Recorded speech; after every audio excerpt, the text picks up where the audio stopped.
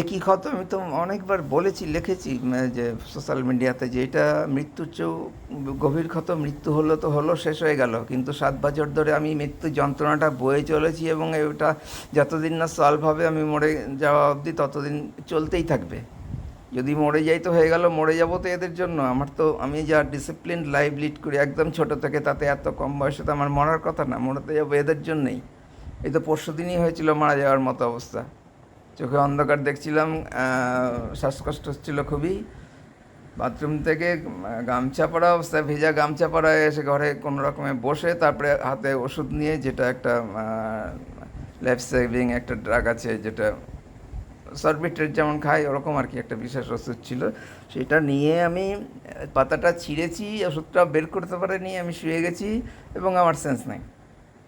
তো ভাগ্যে আমার বউ দেখতে পেয়েছিল, সে এসে কথা বললো। এটা আমি জানি না কতক্ষণ পর ওষুধ খেয়েছে, আমার কোনো রকমে মনে হলো দূর থেকে কেউ বলছে, আমি বললাম না খাইনি। তখন ওষুধটা চিড়ে আমার মুখে দিল। তার একটু পরে আমার সেন্স আসলো এবং আস্তে আস্তে আমার অবস্থার উন্নতি হলো। তো এটা স্টেট ব্যাংকের জন্য। এবং ইদানিং এটা অনেক দিন হলো সেরে গেছে, মোটামুটি 2020-র পর থেকে, 2021 থেকে আমি শারীরিকভাবে ফোবিয়া টোবিয়া কেটে গিয়ে মোটামুটি সুস্থ হয়ে গেছি। যদিও মানসিক যন্ত্রণা এবং আগের যেগুলো রোগ ধরে গেছে, ওগুলো তো আর যাওয়ার না। তাহলেও সেই রিটায়ারমেন্টের সময় যে অবস্থা হয়েছিল, যার জন্য আমি রিটায়ারমেন্টটা চাকরিটা ছেড়েছি, তার চেয়ে অনেক ভালো অবস্থা হয়ে গেছিলো 2021 থেকে।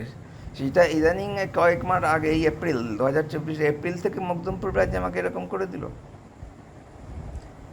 মানে স্টেট ব্যাংক আমাকে বিরাট শত্রু ভাবে। কেন? কারণটা বলতে হবে। শত্রু স্টেট ব্যাংক আমাকে ভাববে, না আমি ভাববো তাদের সবাইকে শত্রু? শত্রু মানে জঘন্যতম, নোংরা, মানে কুৎসিততম শত্রু মির্জাফর। তো এই বিশ্বাসঘাতকতা হৃদয়ের সবচেয়ে গভীরতম ক্ষত, এটা আমি বুঝেছি। বিশ্বাসঘাতকতা কেবল আপনার হৃদয়কে ভেঙে দেয় না, বরং আপনার আত্মাকেও অন্ধকার করা দেয়। এটা আমি প্রকাশ করেছিলাম একদিন। মননকে বলেছিলাম, এটা মননকে একদম ধ্বংস করে দেয়, ভেতরের আত্মাকেও অন্ধকার করে দেয়। মৃত্যুর চেয়েও খারাপ জিনিস, মৃত্যুকে কল্পনা করা যায় যে মৃত্যু হচ্ছে, মৃত্যু হয়, মৃত্যু হবে। বিশ্বাসঘাতকতাকে কোনো কল্পনাও করা যায় না। আর এই দুটো ভালো আছে। এই কোটটা বিবেকহীন পুরুষদের জন্য বিশ্বাসঘাতকতা এক সাধারণ ব্যাপার। এই যে উজ্জ্বল কুমার, বিশাল কুমার, পেনশনার্স ইউনিয়নের secretary, Partha Chakraborty, clerical staff, Malda ব্যাংকের সব স্টাফ, যাদের আমি দেখেছি, তো সবাই বিবেকহীন, তো একদমই পরিষ্কার। আর যখন কেউ আপনার সাথে বিশ্বাসঘাতকতা করে, এটি তাদের চরিত্রের প্রতিফলন, আপনার না। বিশ্বাসঘাতকতা তারা করেছে, মির্জাফর তারা, আমি না। চোর তারা, ঘুষ খেয়েছে তারা, সুবিধা নিয়েছে তারা, চোরের সঙ্গে বন্ধুত্ব করেছে, চোরকে বাঁচিয়েছে তারা, স্টেট ব্যাংকের সবাই।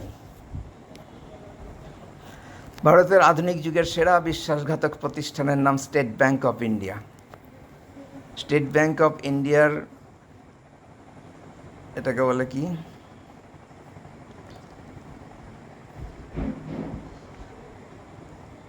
কিভাবে নামের একটা নাম থেকে অন্য নামে শিফট করে, একটা নাম থেকে অন্য নামে পরিবর্তিত হয়ে এখনকার মির্জাফর ব্যাংক হলো